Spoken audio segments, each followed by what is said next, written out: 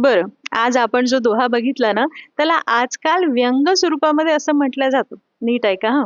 आज करे सो कल कर, कल करे सो परसो. इतनी जल्दी क्या है प्यारे, जब जीना है बरसो.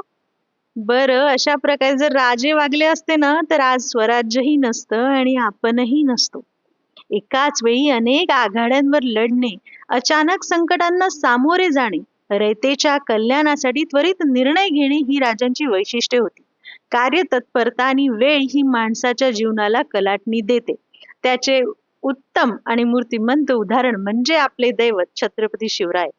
संत तुकाराम महाराज देखील म्हणतात, आता तरी पुढे हाची उपदेश, नका वेळोवेळा जाऊ याती. पोट तिडकीने तुकाराम महाराज सांगत आहेत, हो वेळ दौडू नका रे, वेळ दौडू नका. सतत कार्यशील रहा. जय शिवराय. रामकृष्ण हरी.